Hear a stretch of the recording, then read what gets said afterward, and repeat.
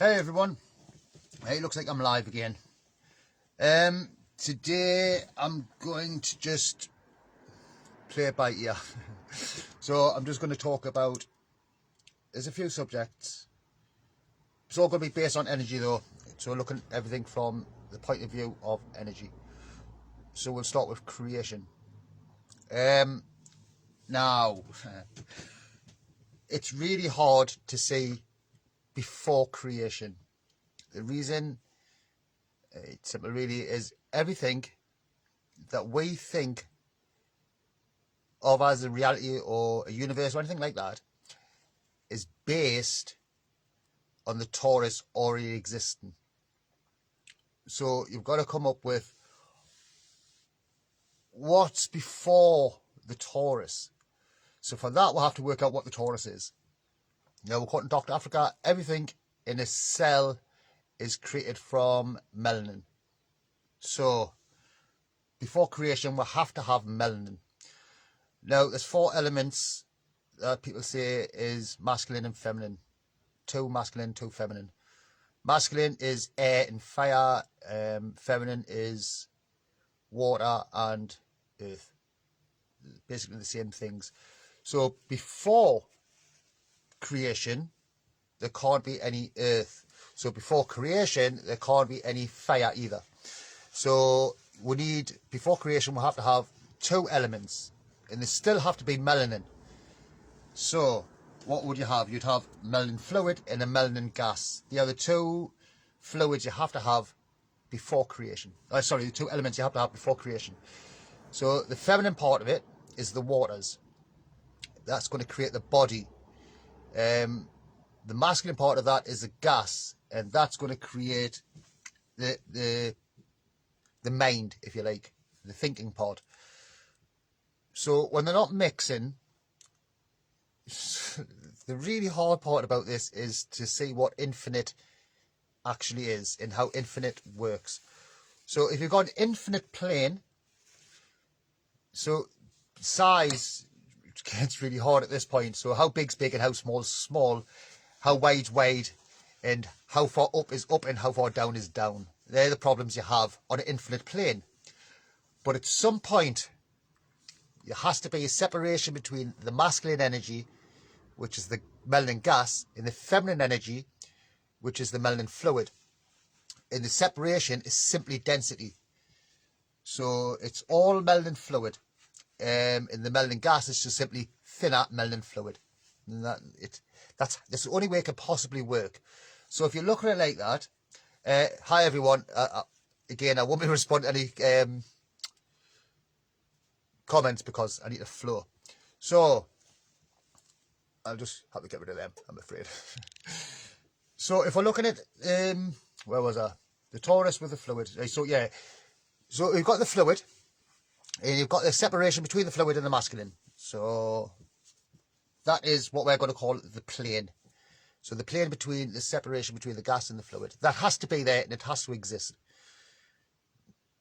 You can think about it all you want, but it's really hard to work out since that's all you've got to go on. So melanin gas, melanin fluid. The melanin gas, for whatever reason, the mind chooses to create thought. Thought's going to have to be based on desire. So what desire does the one mind that knows everything, what does it desire? Well, it knows everything. But at this point, nothing exists. So if nothing is in existence, what is it that the mind knows? Well, many people will know to know all is to know nothing, because the mind at that point knows nothing, because there's nothing to know. So there's only one thing at this point that the mind doesn't know. The mind doesn't know what it's like to know everything, because there's one thing it doesn't know, and that's what it's like to know nothing, even though nothing's the only thing that exists. It knows that nothing exists, but it doesn't know what it's like to know nothing. So the only way that the mind can do this is to create something and then look at it from that point of view. So within itself, the mind, it creates a desire to feel. And for that, it needs to create movement. So it directs thought onto the waters. And thought is frequencies or vibrations. or resonant frequencies of thought. So it directs them onto the waters, which then creates chaos. Lots of vibrations, the fluid starts jumping all over. Then it calms down and forms a torus that sits up onto the waters. So the waters, and then it rises up and it sits off the waters. At that point, separation's been created. Now, if it's just a fluid and the gas is above still, the torus will sit there and it'll start to rotate and then mix. And the mixing is the bubbles, or the gas mixing with the fluid, creating bubbles. The only place in the torus where the bubbles don't form is in the very centre. That stays exactly like the melting fluid did before the gases were mixed with it. So there's no bubbles in the centre, just one bubble. Right? So there's one major bubble in the centre. With it, because when you look at the torus, you can't see it like this. You've got to look at it as a cell. So when you say there's a cell, that will make sense, because the centre bubble is the brain of the cell. So you know, the very centre of the bubble, the top half is masculine, the bottom half is the fluid, which is feminine. And the plane in the middle is where the earth will form. So if you go back to creation to work this out, you go back to a human, the creation of a human, because that's all you've got to go on, you. So in the beginning, there was only you. So the creation was the first 7 days of creation. So we won't go too deep into this because it's not really what I want to talk about. So the cymatic pattern on the plane of inertia, that cymatic pattern is what creates cell division. So if you look at cymatic patterns with tones, there's many online, you can find them. You'll see the first cymatic pattern created in a circle is a circle with a dot in the middle with a line going down. The first one is the circle with this dot in the middle. That's the first cell. The separation within that is created from the cymatic pattern, and it gets a line down the centre. That's the cell now going to divide it in half. Well, we're going to look at this on a 2D plane. You can't look at it as a 3D image at this point. We'll get there. But on a 2D plane, it just looks like a circle with a line down the middle. The next stage is a line down the middle and a line across, and it goes into 4. So you, straight away you know that the cymatic pattern creates cell division, and that's based on sound. So the cymatic pattern is created by sound waves on a flat plane in a circle, and that will create all the cell division from then on. So we won't go too deep into that. So now I want to focus on the elements, or the platonic shapes that create the elements. So the platonic shapes are based on, I can't remember the shapes themselves, but there's the 5 platonic shapes. There's actually 6 platonic shapes, because you've got the 7-sided shape, which is the I can never remember this bloke's name. Hedron. Oh, what's his name? Chestahedron. So Chester is his name, and they call it the Chestahedron. And it's a 7-sided shape. The 7-sided shape is the heart. Now, the platonic shapes, they start off with the simplest platonic shape, and that's in the centre. The next platonic shape, that platonic shape fits into the next one. That one fits into the next one, and that one fits. They all fit into the 7-sided shape. One by one, you'll get the next shape, and then they all fit into the 7-sided shape. The 7-sided shape is the heart. Right. What's that got to do with anything? 7-sided shape, platonic shapes. Okay, right. So, how you get the platonic shapes, again, is important. Science just doesn't go into this stuff. They can use maths all they want and use everything they want, but it's simple. It's really, really, really simple once you know it. So, it's bubbles that create the platonic shapes, and that's it. So, it's bubbles. So, if you we'll use 7 bubbles. 1 in the centre, 1 at the top, 1 at the bottom.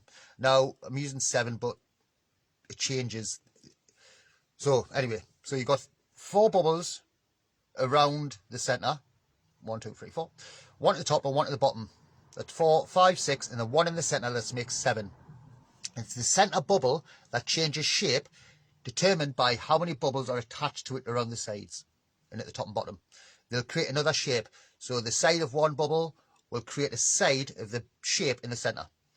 And when there's 7 bubbles on it, you get the 7-sided shape, which is the heart. And that's why I use 7 bubbles. So the platonic shapes are created by bubbles sticking together, and they create the platonic shape in the centre bubble.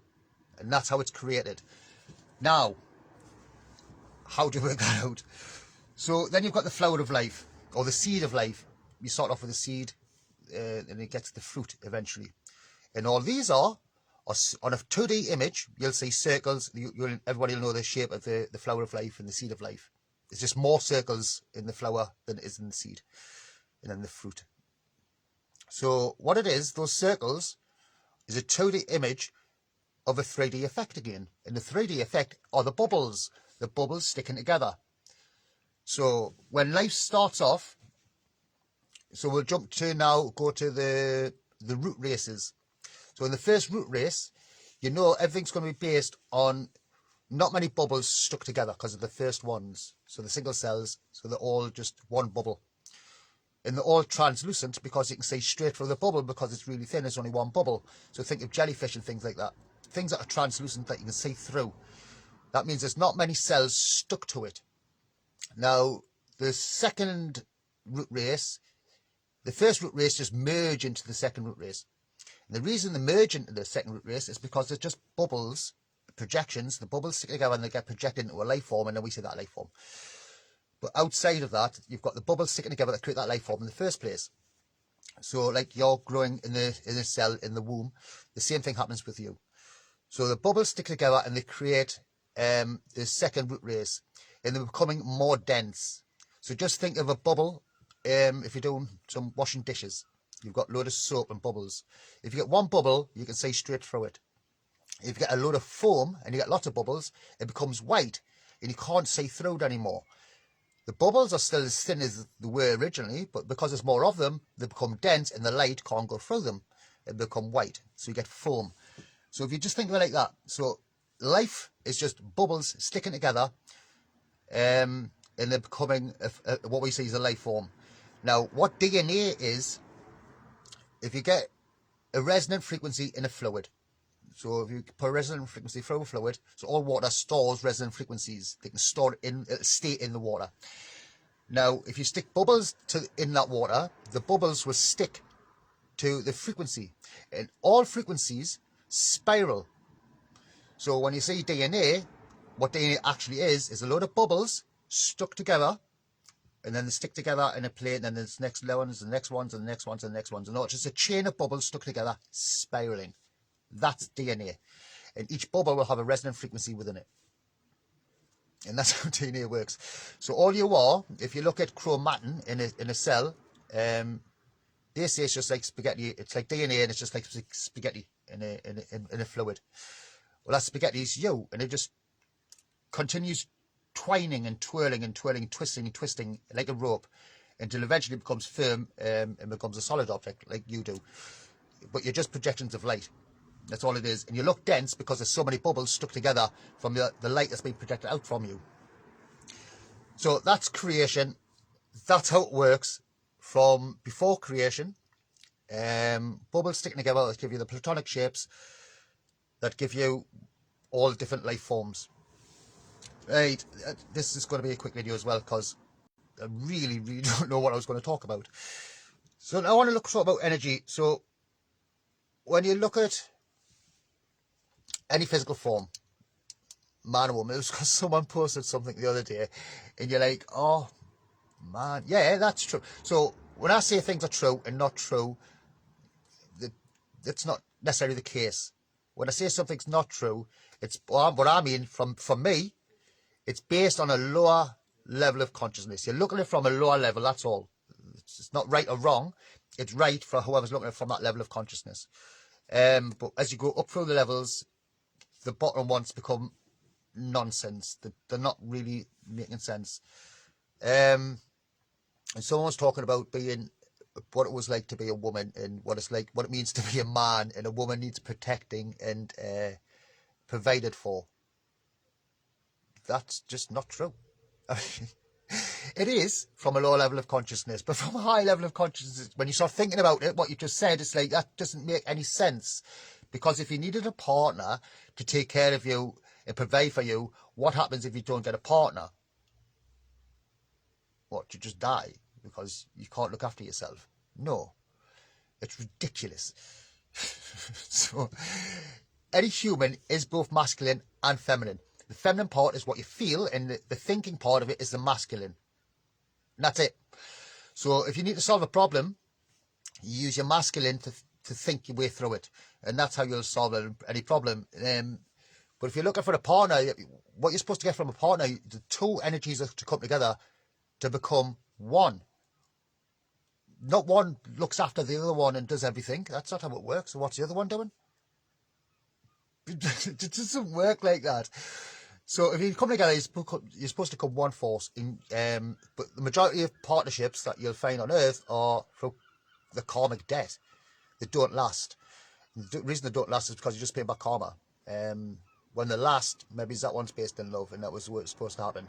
But the majority of them are just based in karma, and it isn't the love that you think it is. First of all, if you want to find that true partner, you need to love yourself first. Find yourself, love yourself like you don't need anybody else, and then you'll find your true partner. Majority of people don't do that. And that includes me. I'm not different to anybody else. People keep saying that they're thanking me, and they keep thinking, oh, you're doing all this stuff. And it's like, look, I'm not. All I've done was found answers that I was looking for. That was it. Nothing more. They are the right answers as far as I'm concerned, because I spent a lot of time looking and keeping it really simple. I don't want to debate them. I don't like to debate them. I already debated them. And I come to the conclusions. Now the thing is though, when you come across people on a lower level, they'll always assume, this is assumption and presumptions, this is the same with law, people assume and presume that you are a certain thing based on their level of consciousness or what they know, and they'll always try to express it and thinking that you need to know what they know. And I'm like, I really don't.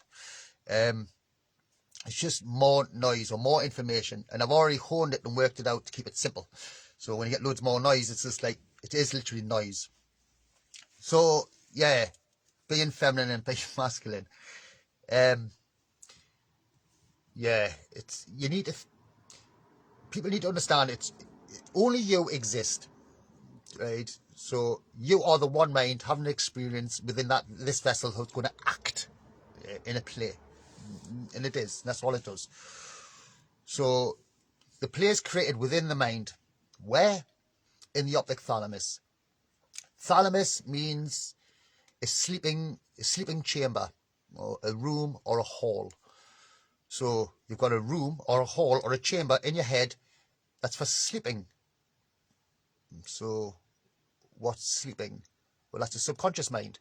So black light, all the stuff that you see in your head, you see in the optic thalamus, which is the chamber where you see images. So really, if you think the optic thalamus, or your brain or the body like a cell, the optic thalamus is the very, very center.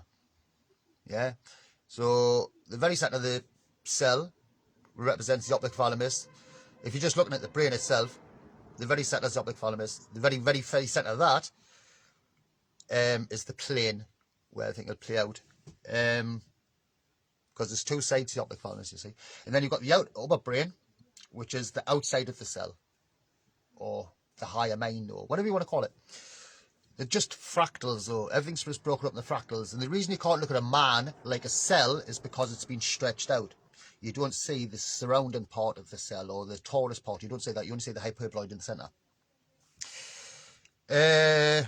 Right. Now, what's the difference between man and woman? Right. Again, it's simple. So for this, you just look at body parts. So outwardly, man and woman as a child look very similar, apart from the genitals. So the genitals are the same for a woman as they are for a man. The only difference is amplitude of waves. So a bigger wave, if you have more amplitude in the genitals, the penis or the clit then becomes a penis. The ovaries then come down, because there's bigger waves, louder, and they get stretched down, and they become the testicles. That's all it is amplitude of waves is what separates masculine and feminine. It's just what part of the body gets louder than other parts. So for women, when they reach puberty, the breasts get louder, and the breast is just a torus, two toruses obviously. So the breast itself is the whole torus, then the areola is the nucleus, the nipple itself is the nucleolus. The hole in the nipple is the hole in the torus. Everything's a torus. So that includes the penis itself. Is a torus. You just look at it like It's the spine. The head of the penis is the head of the body. The crown of the penis is the crown of the head. The mouth of the penis is your mouth, or the eye of the penis is your mouth. So it's basically the same thing. Everything's the same thing. Everything's a Taurus. I mean, everything. If you look at it like that, you'll be able to see it. Then if you just look around the world, everything's masculine or feminine. Everything takes that shape. Masculine, obviously, is a phallic, or number 1. A 0 is feminine. It's a hole and it's the vagina. The phallic is the penis and it sticks up. Everything in the world represents that, or is represented by that.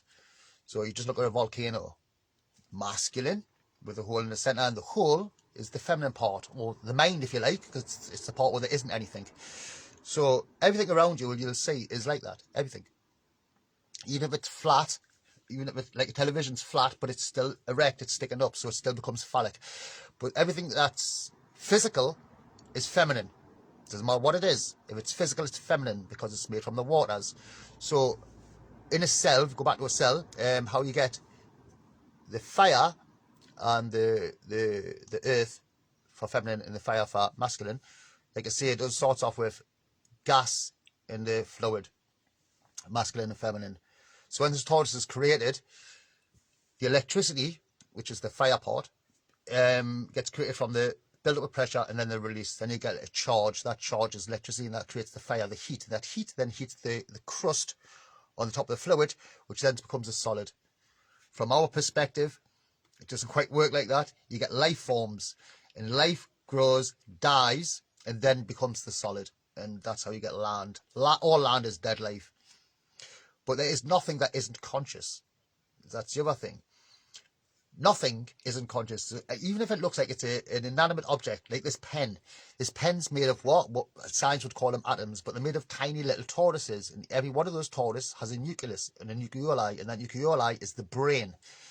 It might not be doing much, but it's definitely there, and it definitely knows what it's like to be it from that point of view. This goes for everything.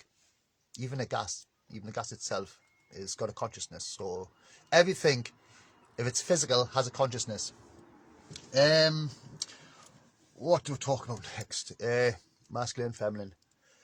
Right, I want to touch on law as well, because we can talk about energy and the Taurus, and it's been covered quite a bit though. But I want to touch on law because the reason I want to touch on law is because there's lots of things going around. We need to do this, we need to do that, and I'm working with lots of people on these thoughts. But I'm also led by my life script. My life script tells me that I've got to follow my own thoughts and not be dragged into other people's thinking. The reason for that is because they've got their own thoughts from their level. Now, the very basics of law is simple. It's really, really simple. And this is why I let it go. Years ago, I let the thought go because it's really complicated if you look into the legal. There is no one man that is going to understand the whole of the legal system. There's so much to it. So instead, just look at what it is. What is law? What is the legal system? What is it? Well, they're all just rules and claims. That's it. So once you've worked that out, you go, okay then. So if all man's born equal, who makes laws? Well, man does. Okay then, but everyone's born equal. So if you're born the same as somebody else, who makes your laws? You do. So if you're supposed to make your own laws, why do you live by somebody else's laws that you definitely don't agree with? You've got to pay for this, you've got to pay for that, you've got to pay to live. These are just rules that somebody else has said. So the very basics, the very, very basics of law is this simple. Man makes claims, and you get a choice to believe in those claims or not. It's that simple. And if you choose not to believe in somebody else's claims, there's not a thing they can do to make you believe in them. I mean, they can do lots of things to you, but it won't make you believe in what they're saying. Yeah? That's through duress, and that's not right. So, all you have to do, it doesn't matter if it's a police, it doesn't matter if it's a judge, it doesn't matter how it is, somebody is going to be making a claim against you. And they're going to say certain things. And all you do is go, liar. That's not true. Liar. Why? Because they're lying. They're literally telling lies to you, saying they've got authority over you. Well, they're not necessarily lying if you agree with it, but if you don't, then they're telling lies. So tell them they're telling lies. Say, I don't believe you're lying. I've got a warrant. No, you haven't. You're a liar. That's not a warrant. It's a piece of paper. You're a liar. And I'm going to call you out right now and tell you to your face, you're telling lies to my face right now. They'll say, no, I'm not. You go, okay, prove it. Just prove that you're not lying to me right now. I've got a piece of paper. It's anecdotal.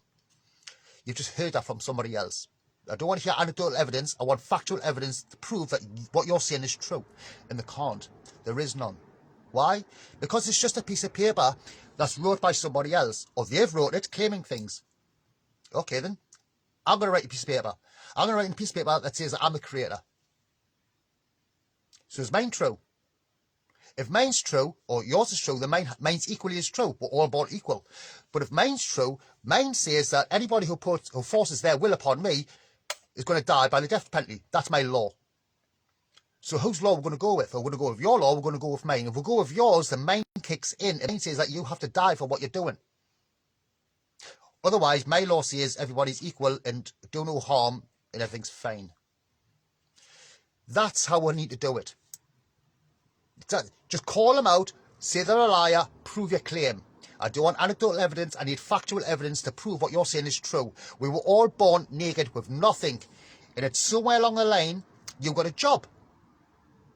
That's it, you got a job. Now, apparently, your job gives you power over me, only if I allow it, because it's a contract.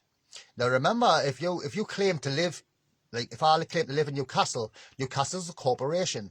I'm claiming to live in that corporation. Now you've got to look at live, the word live. It's not what you think. Live is livelihood. And how do you get your livelihood? Where are you going to work? So when people claim to live, you need to think about these things before you start making these claims, because you've got to claim to live in Newcastle. That's claiming to get your livelihood from Newcastle. Therefore, you work in the corporation. So what you need to be saying is, where do you live? I live in my vessel. I'm the territory. This is the land. Now remember, water is what makes land. So you are literally the earth. You're it. You're the land. You're the territory. You're the jurisdiction. It's you. You're it. It's your law. Don't listen to anybody else saying you need to live by theirs. Now we're going to the world. Now, I did only work this out just the other day. So the word world, how we pronounce it, should be spelled W-I-R-L-D, or yeah, W-I-R-L-E-D. World. It's world. And the reason you say it's world is because of the spiral in the blue shift. It's spiraling down, and the stars, or the luminaries, not the fixed ones. The reason they're moving is because they're in the vortex, and that's what they're doing. But they're at different heights of the vortex. So Mercury's right at the bottom, then Venus, then Mars, then Jupiter, then Saturn. And they're just rings. And we won't get too deep into that. But they're just levels in the vortex. And the reason they're moving is because we look from whatever you're looking at from, you would see it going like that. But really it's going around. So retrograde is really just going like that. But it's going, it's just doing that. So they're just spiraling. So that's the world, or why we call this the world, or it's been whirled into action. But how it's spelled is W-O-R-L-D, and O-R spells or. So that would say walled, not world. It would say walled, and walled is W-A-L-L-E-D, walled, a walled city. Now remember, Newcastle was a walled city. There was lots of walled cities all around the world. Why? Because you get your jurisdiction from inside that walled city. So, and you've got the ice wall surrounding the earth. So the Pope claimed to own all the souls in the world, or the walled city, the walled earth. So, yeah, there's this claim to own everything in the walled, well, you can't call it a city, we'll call it a world. But remember, you are that individually. You are that by yourself. It's all nonsense, all talking a load of nonsense. Right, where does this take? What time am I on? So yeah, I don't think it's going to be a long one. I didn't write anything down. I didn't have any particular pattern I was going to follow, any subject I was going to talk about, and I knew I was going to talk about it quickly. So that's law, masculine and feminine energy. Okay, creation of consciousness and everything else. So the reason people have a problem with other people is because they don't see other people as reflections of themselves. So yes, everybody exists individually on their own. Yeah, an individual is in division duality. So it's a vision, really.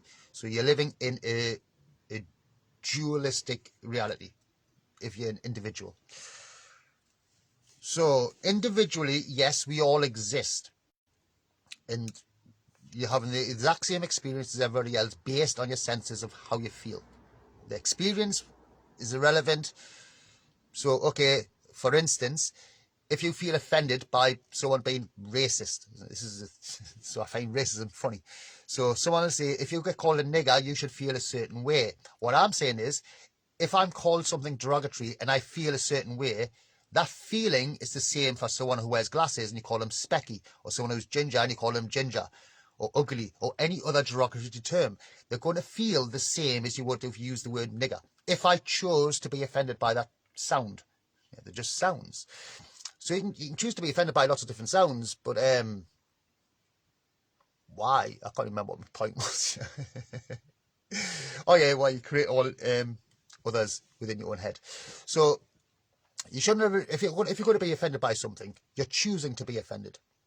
So the other person isn't doing anything. They're just saying sounds, and you're choosing to have your experience based on what they have said. Now, once you realise that every character you interact with, you create within you. They're a reflection of how you feel. So, yes, you've got a mother or a father, but that mother and father have got nothing to do with you.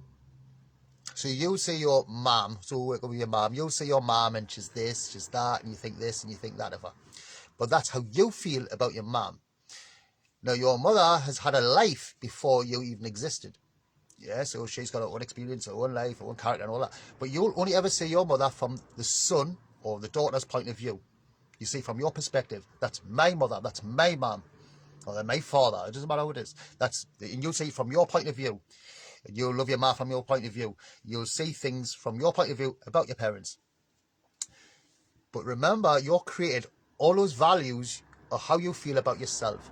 So the love that you feel for your mum is the love that you feel for the one mind or the pituitary gland within you. And then you project that out onto your mother.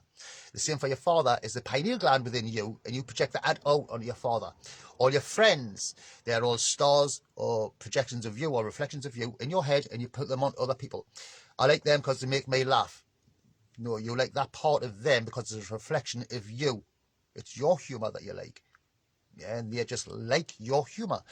So that's how it works. You project out characters that you create within your head onto everybody else. So yes, they exist, but all how you think about them and how you feel about them, that's you. That's your creation and what you've created about yourself, and then you see that reflected in other people. So the people you like are the people who are reflecting part of you that you like about you. The people you dislike are the people that reflect things that you dislike about yourself. It's that simple.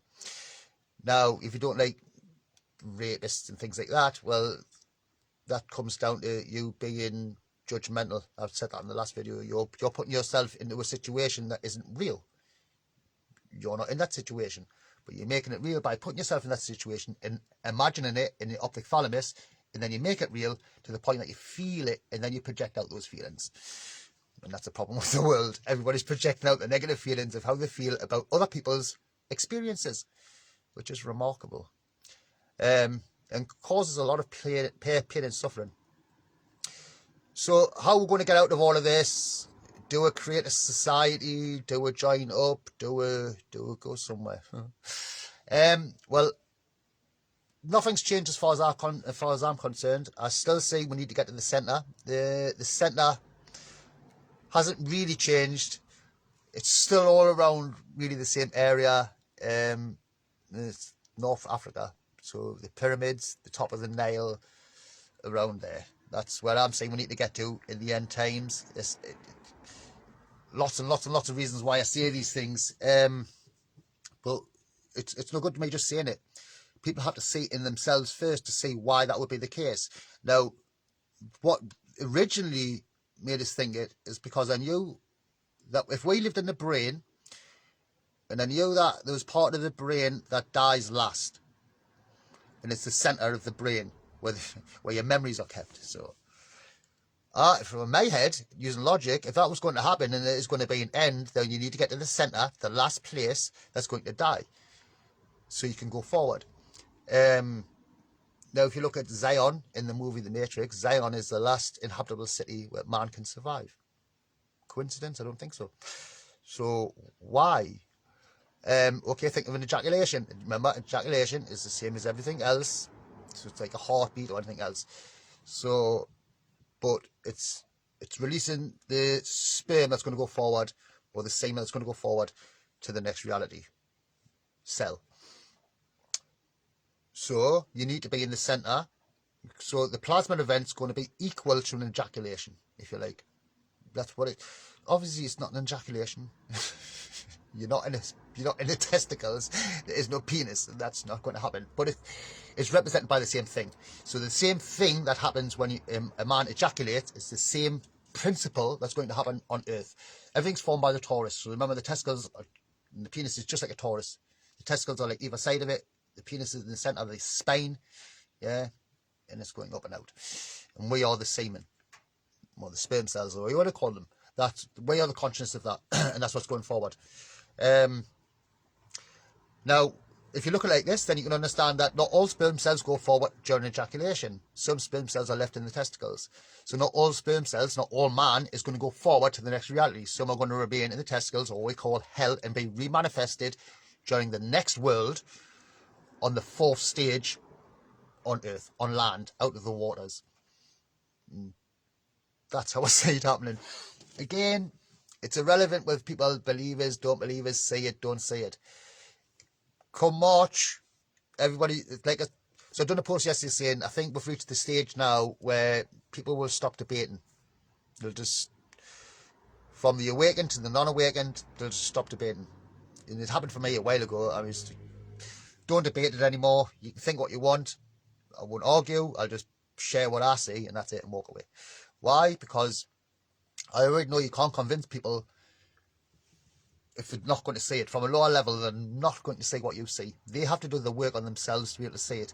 Anybody who's still arguing flat earth and ball earth and calling people names and these flatties and globes and all that, okay, if you're arguing it, it's because you still don't believe it yourself.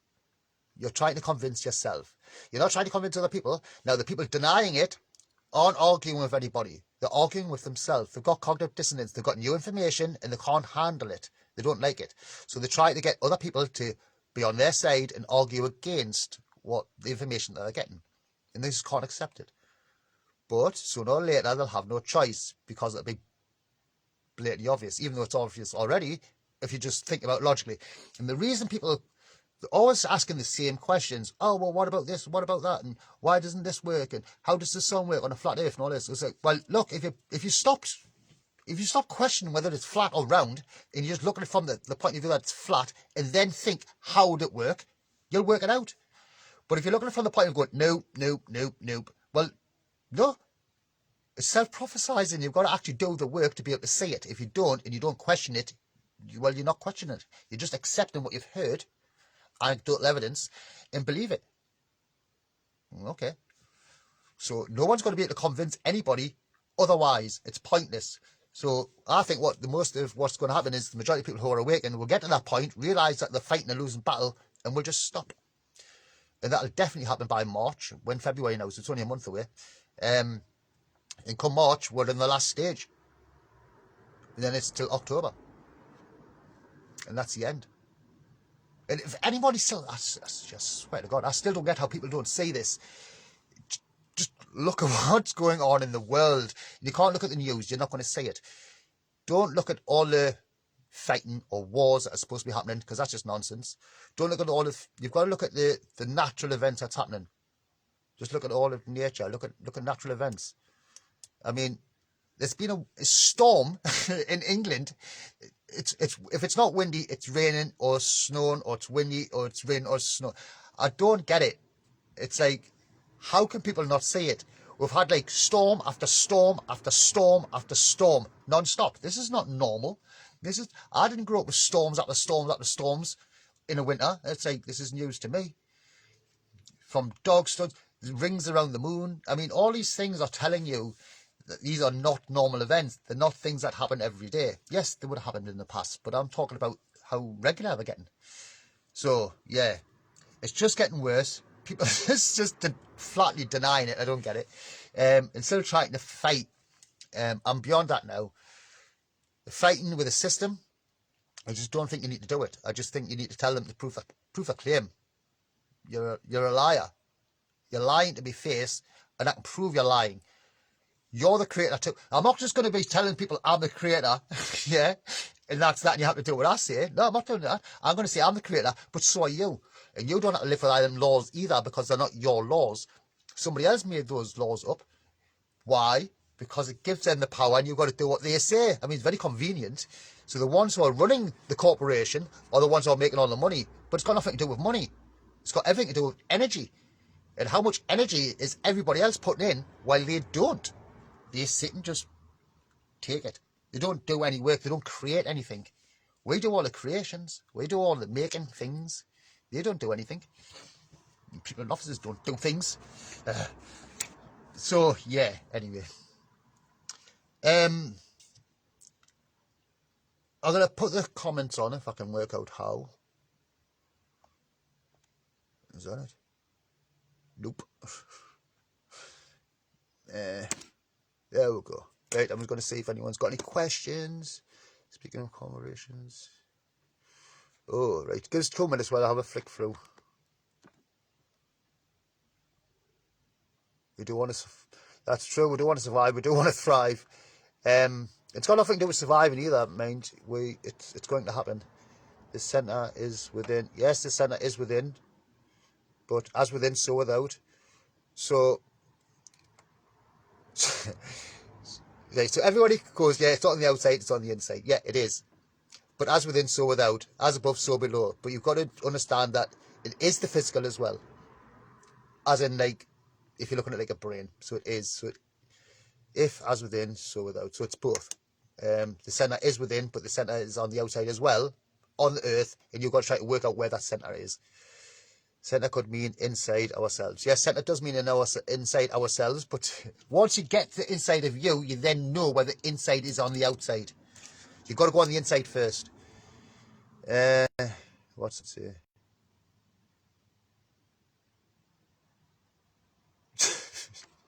Forgive people more what you're talking about, man. You're not late. It's perfectly timed. I exist there.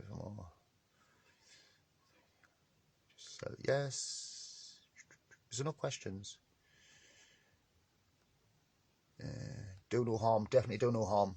Remember, if you do no harm, you're going to get it back. You're doing harm to yourself. Proof of claim, no contract, no joiner, definite.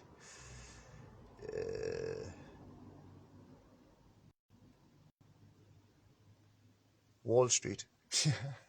Yeah, look, I thought with Wall Street. Exactly, man. You see, this is why people need to get together. When you start thinking like this, you come to the answers, and you see all the patterns. I mean, the obvious. Now, why is it called Wall Street?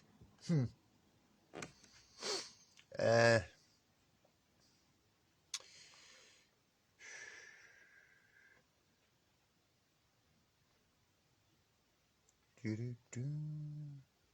I can't see any questions.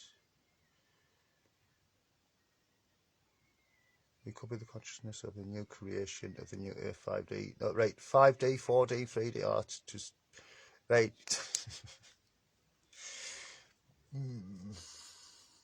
Okay. Don't think of it like that. Because when you're talking about 3D, 4D, 5D, they're talking about dimensions, yes? The third dimension, fourth dimension, say. So don't think of it like that. Think of dimensions here on Earth right now. And dimension is simply a perspective of looking at life from. So different perspectives of life give you different dimensions. An ant lives in our world the same as we do, but it lives in a different dimension. So what it sees in its world is completely different to how we see our world. But yet it's the same world. Same goes for a cat, dog, tree, insects, flowers, fish, and everything else. They all live in the same world, but they see from their perspective, which is a different dimension. The dimensions are time. So when you're one, you're in a different way, not necessarily one. When you're in the womb, you're in a different dimension than when you are here, basically. So dimensions are not what people think. So yeah, but we are the consciousness of the new cell going forward. Remember, in the first cell, the creators in the first cell are the ones that create the whole entire world. Everything's based on the Polarians. They are the first. They create everything else. Now, if you're going to come back and be physical, yes, you could be Polarian. You could be one of them and be one of the creators. But I don't want to be physical again. Yeah. Physical just comes with pain and suffering to know what you're not. Now I know what I'm not, so I don't want to do it again. And if I did just come for this, then maybe I'll wait till the next end of the next one and have one life to come back and do it again. But that'll be it. I really don't want to be coming back.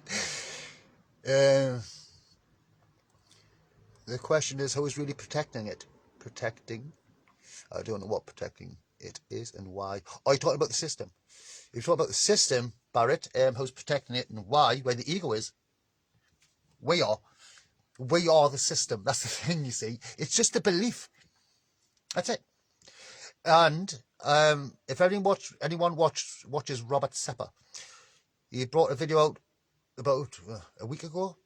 And it was about the book he wrote, the first book he wrote in 2015,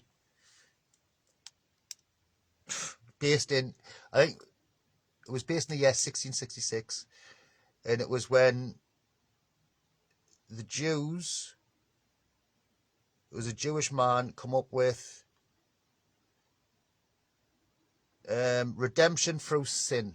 I think that was it, redemption through sin. It was interesting, if you listen to it, it's interesting because in 1666, there was a new theory come out that you could get redemption through sin.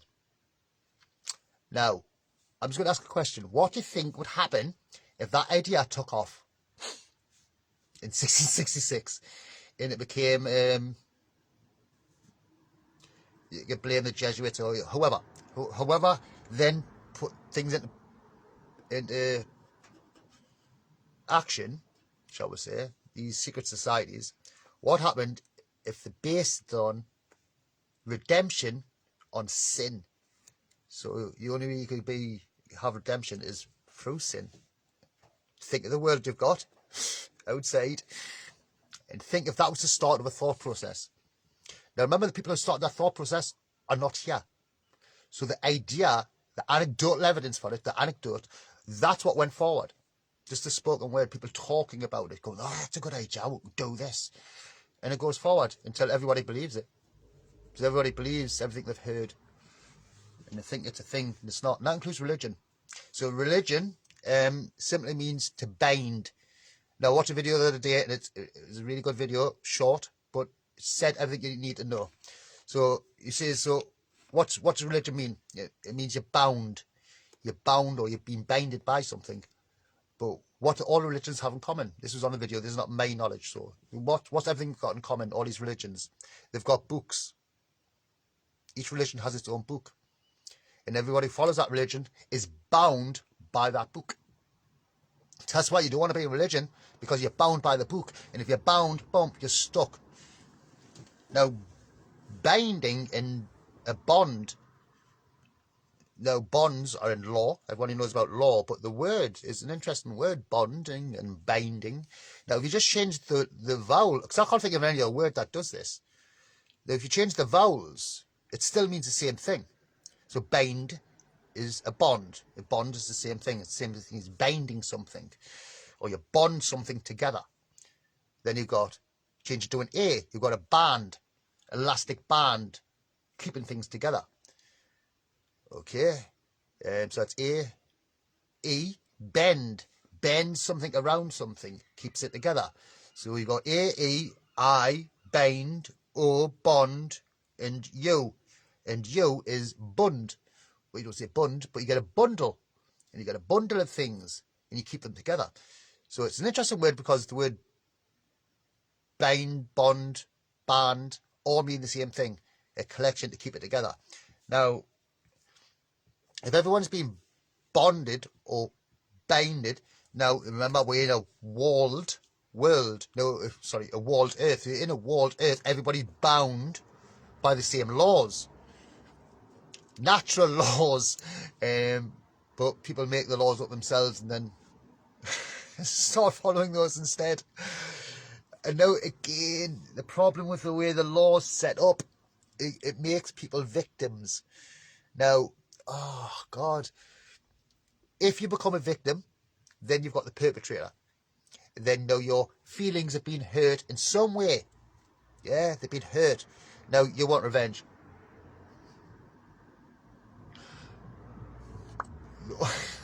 Right, okay. Look, when I was a child, I worked this out, right? I was thinking, I was only young, like really, really young, and I was thinking about capital punishment or killing people.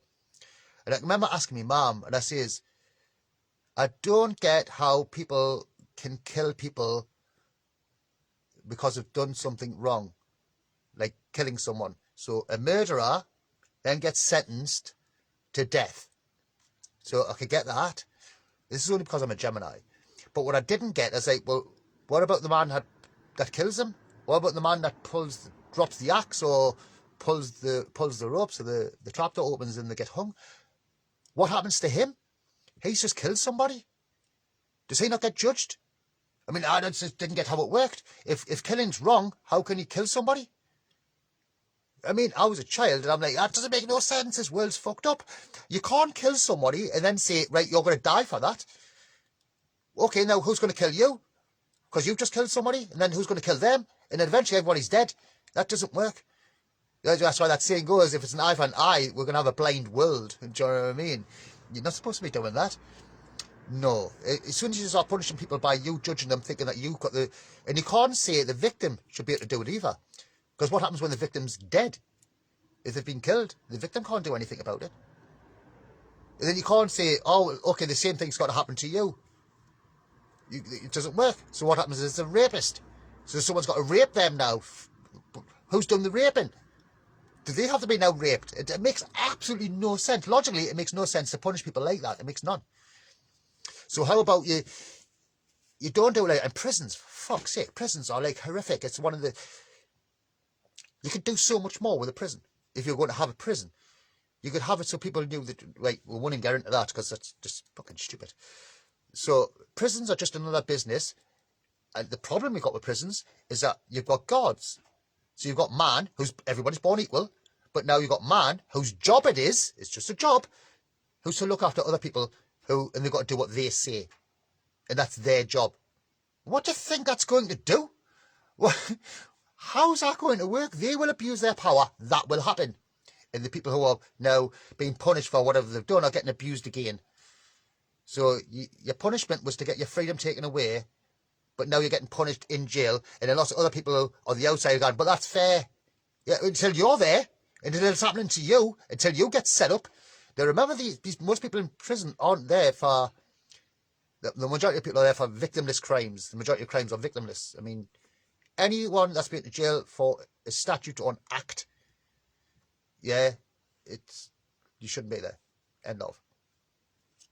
I'm not talking about do no harm. I do believe that if you do harm, you shouldn't be going to jail. I mean, I don't think that helps anything or anybody at all. Okay, why did you do it? What was in your head?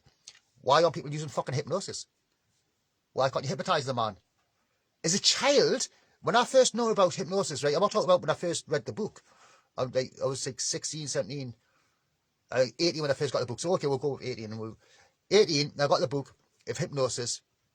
And I learned about hypnosis, and I learned about the left side of the brain, the right side of the brain, and shutting your brain down, subconscious and all of that. And I was young, and I read it. I never actually finished that book. I only ever got halfway. That's because I went off in my head and was like, well, can you do so many things with this? So, excuse me. So when I was young, I was thinking, if hypnosis is right, and, okay, I went to the extremes, right? So I'm like a paedophile. What's in a paedophile's head to make him rape a child? So in my head, I was like, he must feel the same way I feel about a woman. He gets them same feelings when he sees a child. So it's an image. So it's an image in your head you associate feelings with. Masculine energy with feminine energy. The feminine, the feelings, yeah, and the images, or the masculine, which is the thoughts. So you're associating, so something happened around puberty or beforehand that you associate those feelings with that image. Right? If it's that simple, all you've got to do is hypnotize them and flip the image. The feelings are going to be the same. You're not going to change the feelings, because sexual feelings is sexual feeling. So you don't change that, but you change the mental image that they see in the head that's associated with that feeling. Now, but why can't you do that? Why can't you just say, well, if they're on deep hypnosis, like, yeah, be really good at it, well, they're deeply on hypnosis, and you just tell them every time they see a child, they're going to feel whatever it is that people would normally feel for a child, and anytime you feel sexually desired, you feel sexual desire for a woman. Now, people say, but you shouldn't do that because then you're going against what nature says. Well, nature says that you should fucking like women, not children. I mean, I'm not going to go as far as to say that people who are gay need to be doing this, so they shouldn't be gay, because that's just down to confusion again. I'm not going to get too deep into that because people will get upset by it. But it's just distortion. That's all it is. So people ask questions. Now remember, the brain asks questions of itself, and then it receives answers. But if you receive your answers from the outside, that's where the distortions can happen. So when someone says, oh, I feel like this, people say, yes, it's okay to feel like that, and you should like them. That's okay. So they just reinforce them thoughts. Yeah, and then when you get to puberty, they'll see another man or a woman, whatever, vice versa. And you reinforce the thoughts. You reinforce them by following those thoughts. And then it becomes real for you, and now you like men, or women like women, or you're bisexual, or whatever. Again, you can argue it and say it's fate and all the rest of it. That's why I wouldn't go into people's sexuality. Don't really care. But when you're forcing your will onto somebody else, like rape or murder or nonsense or anything like that, I believe it should be, instead of punishing somebody, because it doesn't change anything, they're still going to come out of jail, they're still going to be exactly the same. You've changed nothing. You've just put it off. And in the meantime, there's lots of other people still doing it. So what happens? You're just going to fill the jail full of fucking paedophiles, rapists, murderers, which is done, and then they become overcrowded. Then it gets worse and worse, and at the same time, the rapists and murderers are still on the outside because they're still being created. So how's that going to stop? How's that going to work? It doesn't. It doesn't fucking stop, and it doesn't work. We need to stop putting people in prison. It's going to stop anyway. I'm on about get your head in this place. Don't say prisons as an answer. Don't say going to court as an answer. Don't say punishment as an answer, because it's not. All you're doing is creating more karma for yourself to realise these things are not the answer. And that's how it works. So until people get it into their head and they know, I'm not saying I'm going to go out and stop people from going to jail. I'm not going to go to court and stop people from going to court. People believe it. So when the judge says, what's your name? And you answer and you still believe it all because you haven't bothered doing the research, or you don't know it because you never questioned it, then it's real for you. Do you know what I mean? So, and yes, you can stand in front of a judge and you're going to say, you're a liar, you're this, you're that, you're this. And you're just going to ignore what you say and do it anyway. It's not about that. It's about you not giving in to what they say. Individually, yes, they'll just abuse it. But if a lot of us just do it en masse, all of us just do it.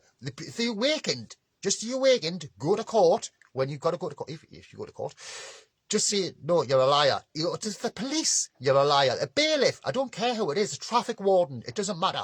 Anybody trying to exert authority over you based on man-made laws, call them out for what they are.